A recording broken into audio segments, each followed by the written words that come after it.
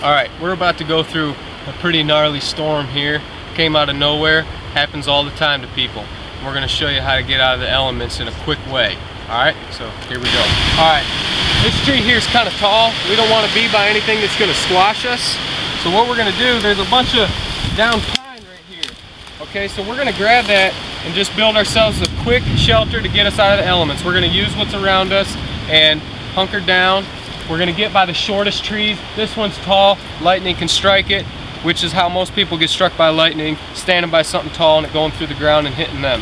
Okay, so we're going to take these branches we just found laying in the ground from this big tall tree, and we're going to make shelter real quick out of it. Okay, the storm is coming from behind us here. Okay, so what I want to do is get us as much out of the wind as I can, the lee side of a mountain. Okay, this is going to be the side with the less wind. We got rain starting right now, and we want to be our backs to the storm.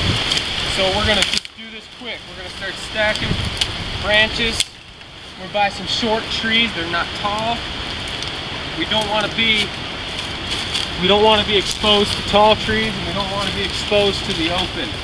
Okay? It's a little different when you're sitting inside watching it from there. But when you're outside and you got things around you getting struck by lightning, you feel that odds of 1 in a million go out the window. So this is where we got to make ourselves feel as secure as possible and be as smart as we can. Like right now I'm trying to fight my backpack. I don't want to do that. So I'm going to put it right here off to the side. And I'm going to start dragging these branches and hanging them right here. Anything that's already down is what we want.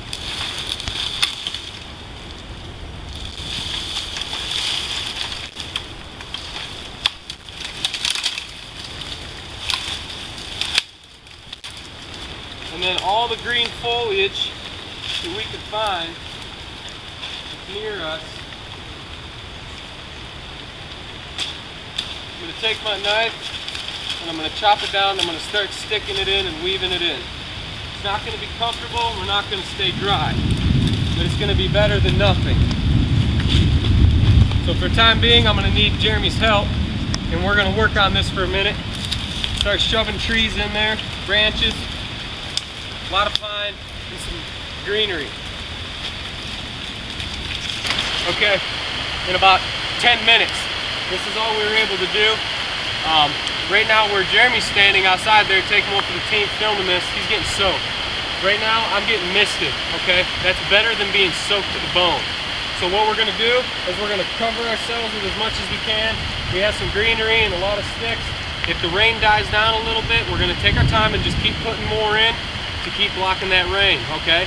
It's just a quick, you're just stabbing branches in. I found 2 trees that are short, close together, so lightning shouldn't strike these, but we still, when the lightning gets close, we want to stand on the balls of our feet and get as low as possible. We don't want to be touching the ground with our hands. You want as little of your body touching as possible. So that's what we're going to do right now for the next moments as this storm passes by. And as the rain slows down, we're going to keep shoving more in and try to protect ourselves as much as we can. Okay, so me and Jeremy are kind of cuddling now. You know, you're not, in a situation like this, you're not going to be able to make a perfect shelter. You're not going to be able to make things the way you would want. But this is a common scenario for people in the wilderness. This storm came out of nowhere. It was blue sky and sunny when we got out here. And just like that, just like in Florida, it'll come out of nowhere. We couldn't see the clouds, couldn't see the cumulonimbus forming, so we had no idea what was going on. But now, we had to improvise, adapt, and overcome. You can see it's pouring, but we're drier in here than what it is out there, okay? We have, you know, if Jeremy shows you the roof here, within a matter of 10-15 minutes, we had this roof put up. We got some leaks, but it's not to the point where we're just soaked to the bone. I have dry spots on me, and I have some wet spots on me. But the key is keeping ourselves as dry as we can and sheltering us from these elements. So when the storm passes, we're in a better situation than if we were just stuck running around wild out here, okay? You want to get a shelter up as quick as you can. Don't hurt yourself. Don't be stupid. Just grab what's there. There was a lot of dead pine branches all around us. We grabbed them, we stacked them, and we grabbed some green foliage. and stacked that on top of all that and just smashed it down. It's not a lot of room, it's not perfect, but it's going to keep us a little drier. And we have a situation where the pine trees above us are blocking some of the rain, and we have short trees around us. These are small trees. There's bigger trees off in the distance here, okay? There's a big one there, there's a big one there, but they're not near us, okay? If you stand by that, that's what's going to get struck by lightning, not these little trees. So we can hear lightning, we know that we're in the danger zone. Lightning can strike 10 miles from the epicenter. So we need to be safe, be on our wits, keep a lot of surface area off the ground. You know, if that lightning starts getting closer and closer, which even in a real situation, you should just stand on the balls of your feet the whole time. But you want to just hunker down, take all the metal off your body, which I did and Jeremy did, and then we're going to stand on our tippy toes and wait it out. That's just what you got to do if you want to avoid getting struck, because your odds go way up when you're in the middle of a storm. When you're in your grounded home and sitting there watching the storm saying how much you love storms, your mind changes when you're out here in the middle of one. It's a lot different. So keep that in mind. And we'll get back with you here in a little bit and see where this takes us. Okay, so what we got going on here is the storm's pretty much subsided and it's passed over us. We still have some rain coming down. It's not terrible, but it's good and dry in here. But we got wet building this little shelter to keep us dry and our gear dry. So now what we need to do though, because if this is a bad situation, like a survival situation, and you have to stay out here and you got a little wet like this, you run the risk of hypothermia at night, okay? So what we want to do is make a fire with now soaking wet materials, okay? Everything's wet. It's the hardest time to make a fire, okay? You can hear that storm cracking in the distance, but me and Jeremy, we need to get dry and we need to improve this shelter. Say we had to stay here tonight. So I'm taking all these dead branches and I'm gonna start shaving all the wet stuff off. And the driest part in our shelter is right here. So I dug down, got all the anything that could be wet on the top, and I dug it down to this nice dry dirt underneath, okay? And now I'm gonna take and just start making small shavings of this dry stuff in here. Okay, and I'm gonna wanna do a lot of this, okay? I'm gonna take this whole base and just cover it with these shavings like this. Because this wood here is drier than what this is out here, because it's wet. That bark is all soaking wet. I don't want any of that in here. Okay, like this piece here, don't want it. So I'm gonna start taking small shavings like this. And I'm also gonna wanna go find some fat wood, because that's about all we're gonna be able to do to start a fire with our ferro rod. I've showed this before, but since we got caught in this unexpected situation, we're gonna do it again. Okay, I'm gonna show you the quickest way to make this fire and to make it work to get dry really quick. Okay, what we need now is nature's waterproof ready-made tinder. Okay, and this goes for if you have a lighter or ferro rod. Primitive fire, it's out of the question here. It's not going to happen. Okay, so get that thought out of your mind. Okay, this is a pine tree. The base of the tree, we have this nice big pine log here, nice dead branch. So I took that off. You see this orange color in here? That's going to be able to ignite as soon as I strike it with a ferro rod. It's waterproof. I'm going to leave it inside here for now. Once I get back under that shelter, I'm going to go ahead and I'm going to start shaving pieces off. Right now I want to take this and make it a little smaller.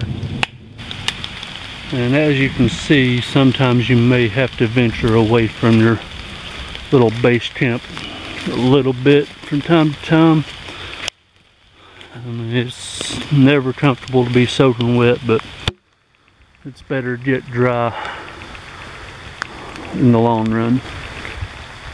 As you can see, I'm going through some more dense areas here. You're less likely to find everything down here soaking wet if you get back in these thicker places, which are kind of the places you want to avoid during the lightning storm anyway.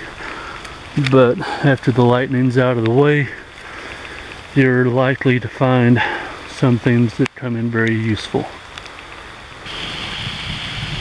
If you look up here, fallen over tree underneath it, you got some parts that look like they're pretty dry and might be a little moist, but they're going to beat a lot of stuff you're trying to use.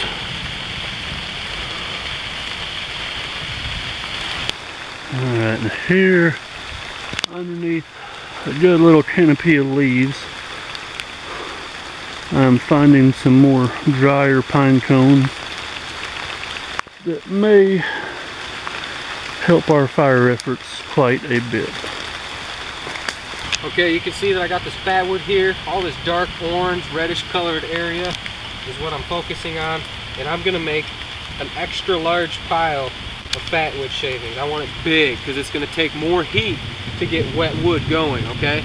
Now, I wanna mention something about teamwork. You got two people, excellent. Jeremy's out getting dry wood. I'm in here working on this part of it. He's getting me pine cones, good and dry. Those are gonna help get us going. He's getting me firewood that I can start whittling down, getting the outer bark off, getting to the dry stuff in the center. And for the time being, I'm gonna keep shaving this down. I wanna shave it and get a huge pile. You can see how big this pile already is. I know I can get a flame with that, but I might not be able to get fire with that. So I'm gonna make this a huge pile. I'm gonna do overkill because when it's wet, it's not easy to make fire. Do everything you can to make it happen. Jeremy took and went and took his folding saw and cut a bunch of fat wood. This is the time when you want to get as much fat wood as you can. So just focus on the base of them pine trees. You can see he cut me some big pieces, and what I'm doing is just increasing the surface area and letting air get inside here to start burning it, okay? And that's going to give us our heat, because all that wood inside here is dry. I took the outer bark off. We got some other smaller sticks here and some bark that was dry and some pine cones. Okay, so we got a good base, and I got a huge pile of shavings here that is going to be our igniter, and that's what we want right there. Good fat wood in there. So now we need to strike this before it gets even wetter, and we're just gonna have to keep making firewood as we go until it gets hot enough where we can just put the wood on and it burn. But this these big chunks is a huge help. That's gonna help us really get this thing going. So now we want to go ahead and we want to strike this thing and get it going. Okay, I made them huge shavings and all that, and what I'm going to do is I'm going to roll the bottom back to the top, because that's where my best ones were and where it's going to be the driest, because those were shielded from any drops that would have fallen onto it. So now I want to get in there and give this a good hot strike, see if I can't get this thing going. It's never easy when it's wet. You got to find that right piece that's ready to take. Okay, we got a little flame there. We're going to try and grow that just like that, and set our tools somewhere safe and focus on this fire now. Okay, so now we just got to slowly grow this thing, and you have to baby it so everything is wet, and it'll just put it out if you don't. You have to think of it this way. What you're doing is you're going to slowly start drying wet wood out before you burn it. Okay? You want to get as much fuel burning as you can on here. So we're going to take them pieces of bark, everything that my partner did for me is now going to pay off. We're going to just start burning all of it. Just keep adding fuel to the fire.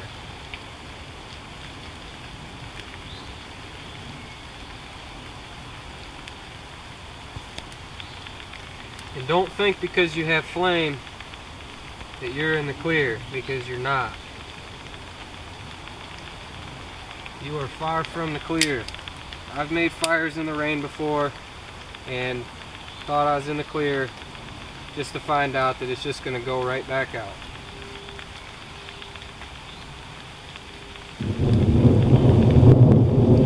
But we want to get this thing going so we can start getting dry, and then we can improve our shelter and make this situation a little bit better. That's what we're trying to focus on here. That's our mission. So all that wood that we prepared now is going to start getting put on here now that I have good hot flame going. it should burn much better than anything with wet bark on it. Got another pine cone here. Pine cones will help. I got some dried bark. We'll just sprinkle that in there. Don't want to smother it, sprinkle.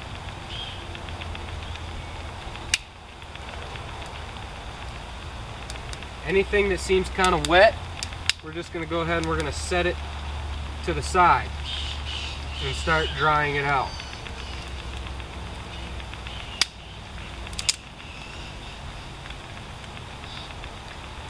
Anything that's fairly dry, we're going to put right on and hopefully get a hot flame going.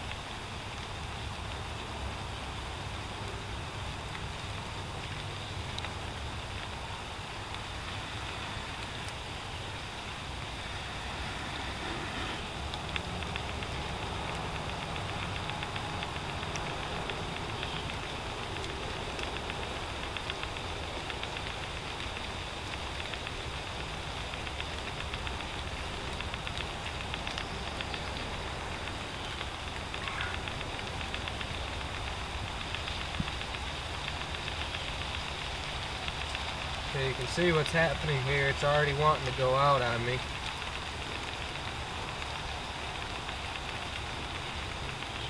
So I got to get all the fat wood I can find in there to get this burning again.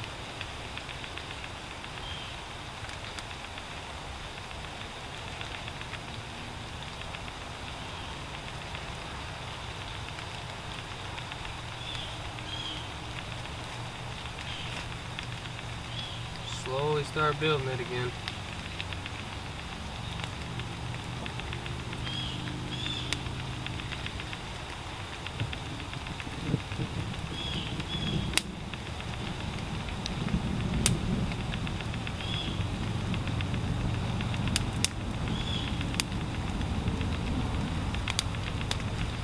Basically, you don't stop doing this until you have hot coals.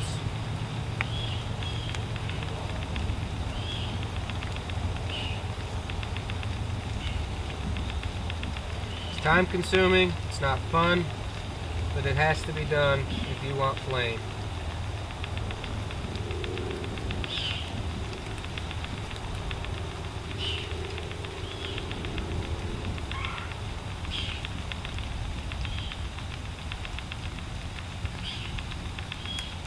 And that's why we make so many shavings.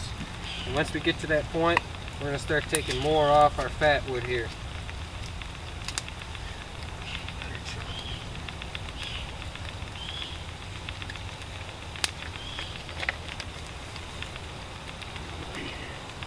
Just keep adding pieces on there.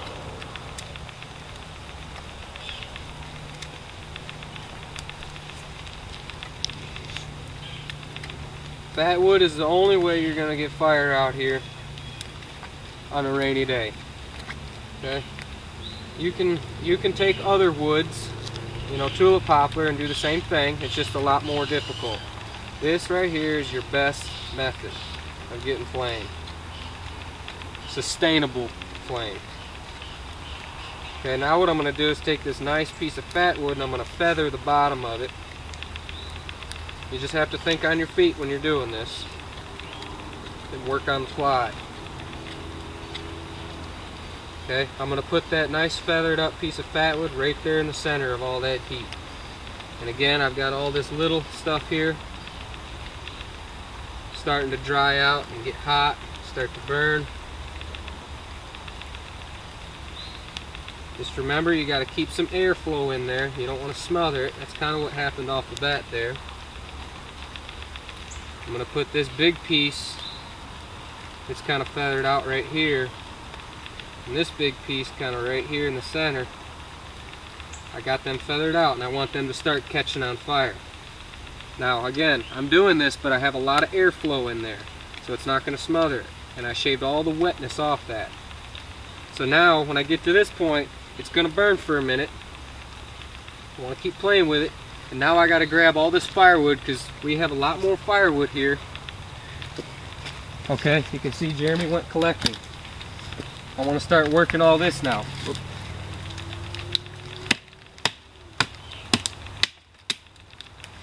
Piece by piece, I'm going to take the bark off and throw it on the fire. It stinks, it's not fun, but if you want to have fire for the night and it's raining and you didn't have it before, this is just what you got to do. And that's what this video is about. Working on the fly. Storm comes out of nowhere, seize the opportunity to do it now and work fast. Okay, so now I'm not wasting my time, you know, getting every last little piece off, but I'm working most of it off like that. Break a chunk off, put it on the fire. And I'm going to repeat that process over and over and over again. I'm going to work, I'm going to burn calories, but I'm not going to die of hypothermia at night. Okay? Because if you're wet and it gets cold, that sun goes down, sundown syndrome starts to set in, some people die. You've seen me do my video in the winter when it was 30 degrees all night, but a lot of people don't realize in the summer, at night, when you're wet, you don't have fire, they don't realize how cold that can be. Even when it's 70 degrees outside, it can still kill you. So if you're wet, storm comes along, your main priority is fire. Okay? If you have enough time to get a container and set it out in the rain, you got some fire or some water. Okay? Okay, me and Jeremy have successfully put a roof over our heads within a few minutes. Drying our gear out now, drying ourselves out. Feels great because the temperature just kind of plummets, and when your body's used to 90 degrees during the day and then all of a sudden you switch to, you know, 70, it's a drastic change for your body, and that's when bad things can happen. So it was key for us to get this fire going. It's going hot and strong now. I'm not worried about nothing. We can start throwing stuff with even wet bark on it now and it'll burn. We worked as a team. Jeremy did his part, and I focused on getting the fire ready here while he was getting me some fuel, getting me some dry stuff, you know, because there's some parts that were still dry since the storm came out of nowhere, and he found that, got me some pine cones, got me some fat wood, and you know, when I had a break, I would run out there. Back here there's a little bit of greenery which I would grab, throw on the roof of this thing, and that's basically what's keeping us somewhat dry. But now we can dry out and have a comfortable night and not worry about hypothermia. So we just kind of wanted to bring you that spontaneous video as it spontaneously came at us, and show you how to work as a team to just throw something up real quick. I'll show you, you know, because we were kind of working against the storm here. You know, you can see these branches here. I just ran them basically like a lean-to. I found a couple little trees that were close together that had branches coming out, just leaned them on those branches, and then we just started piling a bunch of little branches and stuff that had a lot of tiny branches branching off of them, and then put some greenery on top of that, and that'll keep you somewhat dry. You just wanted it a slight angle, and that'll just bead the water off. Okay, you don't have time to make it perfect, you don't have time to, you know, make this beautiful Taj Mahal structure, but you do have enough time where it's worth it to just put this quick little shelter up to keep you somewhat dry, which kept this ground kind of dry, which aided us to be able to make this fire what it is right now. So keep those tips in mind if you ever get stuck in a storm. Be smart, stay on your toes when you're having lightning strike around you. Stay away from all the tall trees because it's going to strike that first, and just kind of work your way through it. Just be on your toes the whole time. Use common sense. You got to do something. If you just sit there, bad things are going to happen. Okay? You're going to get cold, you're going to get wet, you're going to get miserable, and you're going to psychologically beat yourself down. This way, like me and Jeremy felt good about ourselves because we did something, and now we're reaping the payoff right now. You know, it sucked at first, but now it's not so bad. All our gear's drying out over here, and that's because we worked together as a team, worked hard, and got to this point. What we're going to do next is we got some water heating up there over the fire, and we're going to make some tea. Now, this is another note to say, is be proactive. Me and him picked this red clover here and these pine needles. We got a dewberry there that's going to be for flavor. We ate all the other ones, but heck, we had one left. We'll throw it in the tea, give it a little flavor, and we're going to drink a nice hot beverage. Red clover is going to be good for our lungs, and this is going to give us some vitamin C to boost our immune system. You get wet, you get cold, that's when you get sick. So it's important to get something like this in your system, have the knowledge of it, and be proactive when you're on the move. You see it, you grab it. So that's some red clover, some pine needles, a dewberry. Put that in the steeping water, and it's going to help boost our immune system so we can carry on, give us some minerals, some nutrients, and like I said, red clover's for the lungs. Pine needles help with congestion and give you a lot of vitamin C. Okay, well, that caps it off. Me and Jeremy are going to let this fire do its thing, and we're going to sit here for a minute more and enjoy that tea we made. Remember, red clover and pine needles, throw some berries in for flavoring. And they also have some vitamins and nutrients in them as well. We hope you enjoyed this.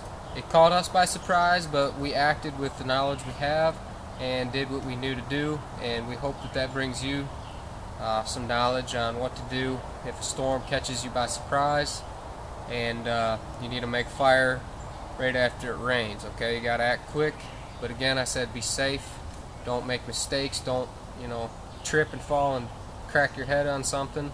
You know, still have your wits about you. But we're going to sign off now and see you on the next one. We're going to finish our tea and enjoy the rest of this day now that it's sunny again.